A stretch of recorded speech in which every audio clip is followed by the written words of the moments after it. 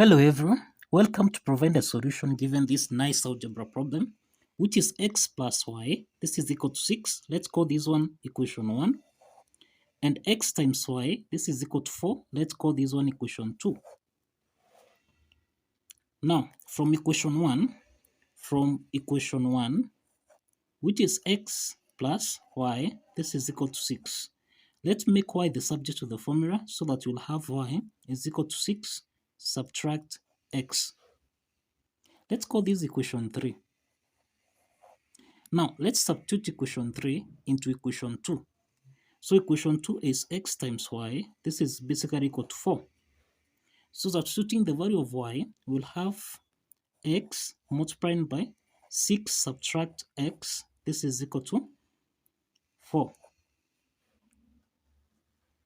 Now, let's expand this. We'll have 6 times x. This is actually 6x. Subtract x times negative x. This is negative x to the power 2. This is equal to 4. So let's take 4 on the left hand side. We'll have 6x, subtract x to the power 2, subtract 4. This is equal to 0.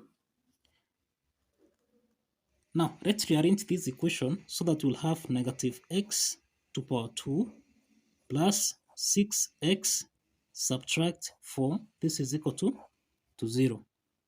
Now the next step, let's make this a quadratic equation. Let's multiply by negative 1.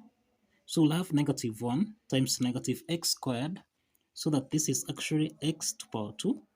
Subtract, now this is plus 6x times negative 1, which is negative 6x. Now negative 4 times negative 1, this is plus 4, and this is equal to 0. Now this is a quadratic equation of the form ax squared plus bx plus c, this is equal to 0. So that's a is equal to 1, b is equal to negative 6, and c is equal to 4. So let's proceed from here.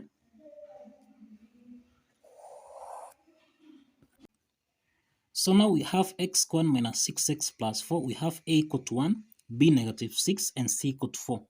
So to solve for x1 and x2, we apply the quadratic formula, which is actually negative b plus or minus the square root of b squared minus 4ac, all this divided by 2 times a. So let's substitute the values of a, b, and c. So this means that we'll have negative 6 plus or minus the square root of b squared, which is negative 6 squared, subtract 4 times a, which is 1, times c, which is basically equal to 4. All this divided by 2. So this is equal to negative times negative 6. This is actually 6 plus or minus the square root of negative 6 squared, which is 36, subtract 4 times 4, which is basically equal to 16. All this divided by 2. So this is actually equal to 6 plus or minus the square root of 36 minus 16. This is actually 20. All this divided by 2. So this means that we'll have 6 plus or minus, we can express 20 as 5 times 4 divided by 2. So this means that we'll have 6 plus or minus,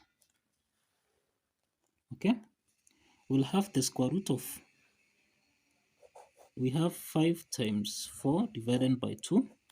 So in this case, we'll have 6 plus or minus the square root of 4 here. This is 2 square root of 5 divided by 2. And this is basically equal to, now we simplify here. We can just have 2. We factor out 2 here, so that we'll have 3 plus or minus the square root of 5. All this divided by 2. So let's simplify here, so that now we'll have x1, x2 as 3 plus or minus square root of 5. So x1 is equal to 3 plus square root of 5, and x2 is equal to 3 subtract square root of 5. Now, let's solve the corresponding values of y, okay? So, if you recall, we end that equation 3 is basically equal to 6 minus x. So, let's substitute this. So, y is equal to 6 subtract x. So, y1 is equal to 6 subtract x1. x1 is equal to 3 plus square root of 5. So this is equal to 6 subtract 3, this is 3. Negative times plus square root of 5, this is negative square root of 5. And that means that x1, comma y1, this is equal to 3 plus square root of 5, comma 3 subtract square root of 5. This is the first set of solution. Okay? This is the first set of solution. Let's proceed to x2 and y2. x1, y1, this is the first set of solution. So let's calculate y2. y2 is equal to 6 subtract x2. So x2 here, x2 is 3 subtract square root of 5. And that means we'll have 6 minus 3, which is 3. Then negative times negative square root, this is plus square root of 5. So that means that x2, comma y2, this is basically equal to 3 subtract square root of 5 and then 3 plus square root of 5. So this is the second set of solution. This is the second set of solution. Now the next phase here, let's verify x1, y1 and x2, y2 actually satisfies the equation. Now from equation 2, let's say from equation 1 here, which is x plus y, this is equal to 6. Let's substitute x1, y1. Let's substitute x1, y1. So we'll have 3 plus square root of 5 plus 3 subtract square root of 5. This is supposed to give us a value of 6. So square root of 5 here simplifies. So 3 plus 3, this is 6, which is equal to 6. So that means that x1, y1 satisfies the equation. Now x2, y2 will have 3 subtract square root of 5 plus 3 plus square root of 5. This should give us a value of 6. So actually negative square root of 5 simplifies. So you have 6 is equal to 6. And that shows that the left hand side is equal to the right hand side.